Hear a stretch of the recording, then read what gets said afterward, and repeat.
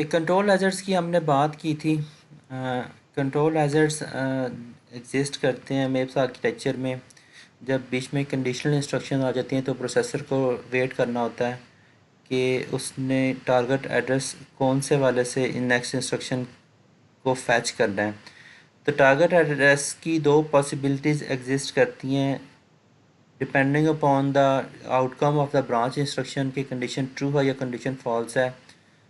तो उसकी बेस पे उसको डिसाइड करना होता है। तो जब तक वो डिसीजन होता है ब्रांच का सीक्वेंशियल एग्जीक्यूशन करनी है या किसी टारगेट एड्रेस से इंस्ट्रक्शंस को फैच करना है, तब तक 3 क्लॉक साइकिल्स गुजर चुके होते हैं। तो 3 और इंस्ट्रक्शंस पाइपलाइन में आ सकती हैं।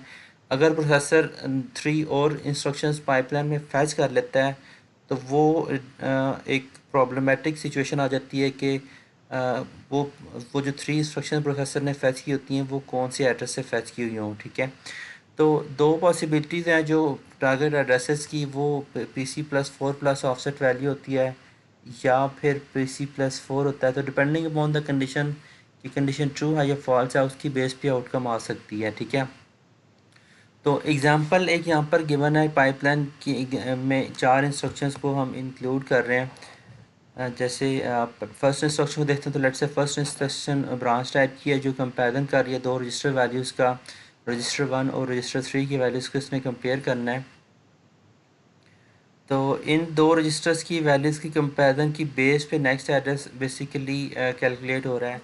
तो नेक्स्ट एड्रेस वो कहता है कि अगर कंडीशन ट्रू हो जाती है तो नेक्स्ट एड्रेस जो है वो बेसिकली बनना चाहिए इस केस में 72 load word S register 4। Let say कि जो इंस्ट्रक्शन में जो पांचवी इंस्ट्रक्शन यहाँ पर गिवन है वो कहता है कि अगर कंडीशन ट्रू हो जाती है, इस कंडीशन ट्रू की जो आउटकम है अगर कंडीशन ट्रू होती है तो आउटपुट जो है वो जो नेक्स्ट इंस्ट्रक्शन है वो बेसिकली 72 एड्रेस पर जो पड़ी है वो चलनी चाहिए। और इन केस कंडीशन फॉल्स हो जाती है तो सीक्वेंशियल में जो इंस्ट्रक्शन नंबर 40 के बाद इंस्ट्रक्शन नंबर 44 है इसको चलना चाहिए। तो डिपेंडिंग अपॉन द आउटकम दो पॉसिबिलिटीज़ हैं।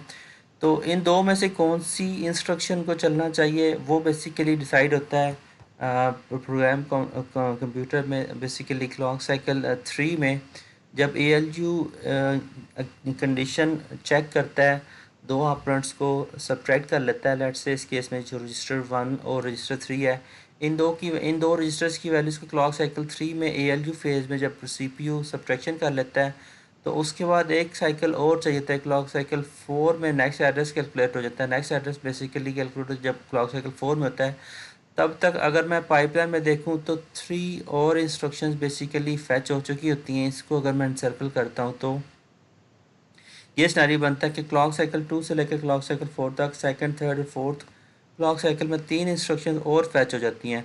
तो जो 3 इंस्ट्रक्शन फैच हो चुकी थी ये प्रोसेसर को ये नहीं आइडिया होगा अगर उसने कंडीशन एवेलुएट नहीं की हुई। कंडीशन चूँकि एवेलुएट हो रही है फोर्थ क्लॉक साइकिल में, तो फोर्थ क्लॉक साइकिल में 3 इंस्ट्रक्शन और पाइपलाइन में आ चुकी हैं।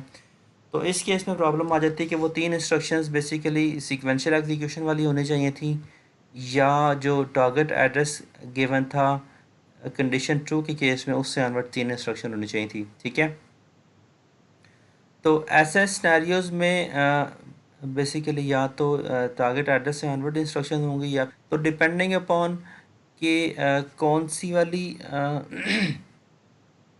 रजिस्टर्स की वैल्यूज़ क्या थी। तो हम बात कर रहे थे इसके डाटा कंट्रोल हैज़र्ड्स की। कंट्रोल हैज़र्ड्स में बेसिकली जब प्रोसेसर ने डिसाइड करना है, डिसाइड करने के बाद उसने कोई नेक्स्ट इंस्ट्रक्शन के एड्रेस को देखना है कि कौन से एड्रेस से इंस्ट्रक्शंस की एग्जीक्यूशन को स्टार्ट करना है।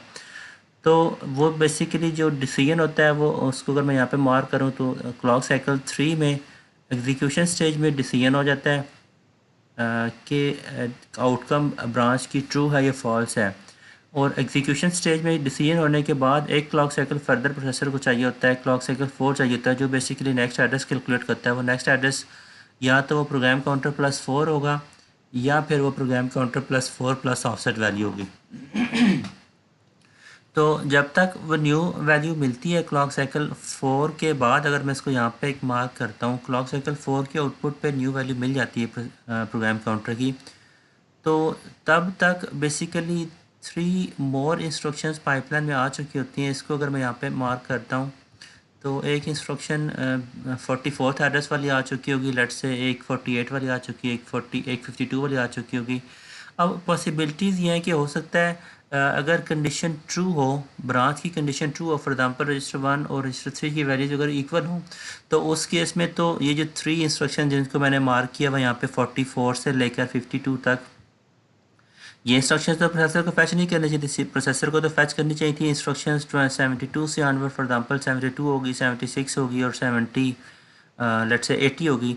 तो डिपेंडिंग अपॉन के आउटकम, तो या तो प्रोसेसर को इमीडिएट वाले सेट में से immediate following the immediate branch instruction, या तो 3 इंस्ट्रक्शन उस प्रोसेसर को वो एग्जीक्यूट करनी होंगी, या फिर जो टारगेट एड्रेस होगा उससे 3 इंस्ट्रक्शंस एग्जीक्यूट करनी होंगी। अब अगर प्रोसेसर किसी एक जगह से इंस्ट्रक्शंस को फैच कर लेता है रैंडमली, तो उस केस में रिजल्ट्स गलत कंप्यूट हो सकते हैं depending upon the branch outcome.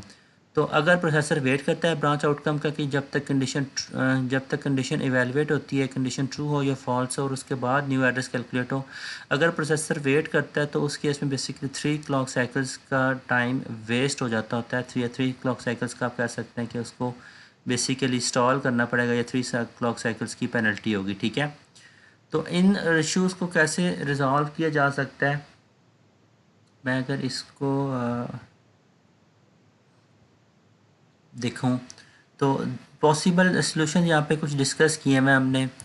एक पॉसिबल सलूशन ये है कि आप वेट कर रहे हो, जैसे इस केस में कि पहला सलूशन है कि आप इंस्टॉल कर रहे हो या वेट कर रहे हो।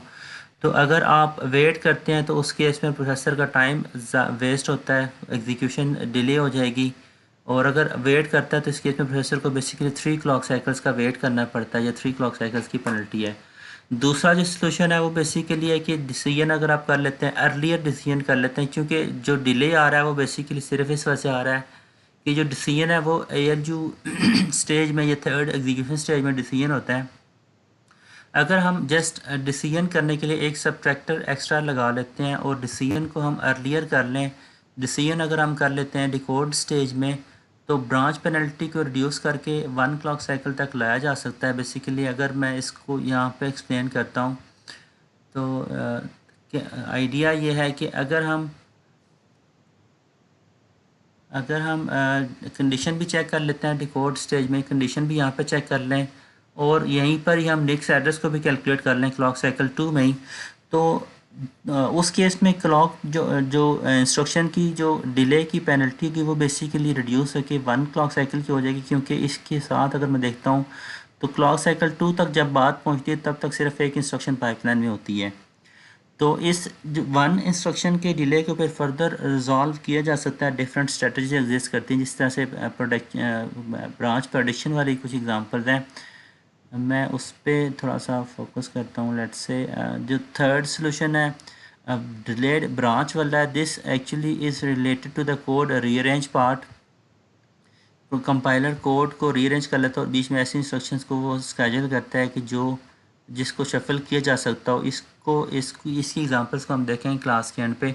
जो एक कॉमन सा सलूशन है जो इजीली टू कॉम्प्रीहेंड है वो बेसिकली प्रेडिक्शन वाला है कि आप प्रेडिक्शन यूज़ कर लेते हैं।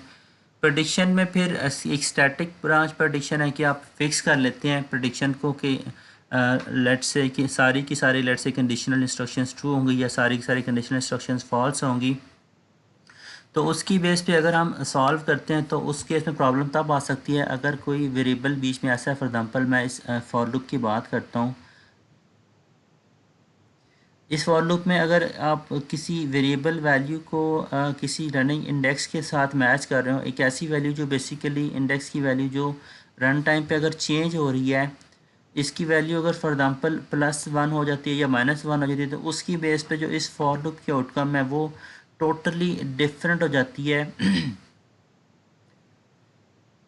तो डिपेंडिंग अपॉन के आप अगर प्रडिक्शन में अगर आप अज्यूम करते हैं कि जितनी भी कंडीशनल इंस्ट्रक्शन है सारी की सारी अगर ट्रू हों, तो अगर इंडेक्स वैल्यू फॉर एग्जांपल मैं इसको सिंपल केसेस में लेता हूँ। लेट्स से if index value is let's say initially 1 है, तो फर्स्ट टाइम ये कंडीशन, तो आपका ये जो लूप अगर आपने गेस किया हुआ कि ट्रू होगा तो ये कंडीशन आपकी ट्रू होगी।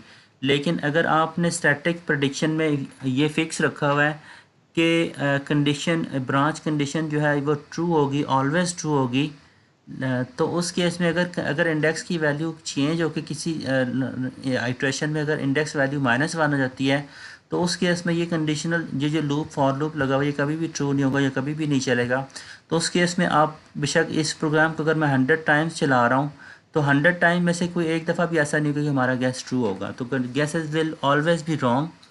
तो स्टैटिक ब्रांच प्रेडिक्शन इसलिए एक बेटर सोल्यूशन नहीं है। जो सोल्यूशन बेसिकली दूसरा चूज़ किया जाता है वो एक 1 बिट का डायनामिक ब्रांच प्रेडिक्टर यूज़ किया जाता है। डायनामिक ब्रांच प्रेडिक्टर कैसे काम करता है उसको मैं एग्जांपल से बताता हूँ। कि जैसे अब यहाँ पे लेट्स से आप कंसिडर करें एक प्रोग्राम को, मैं इसको रिमूव कर लूँ फिर इसको हम बाद में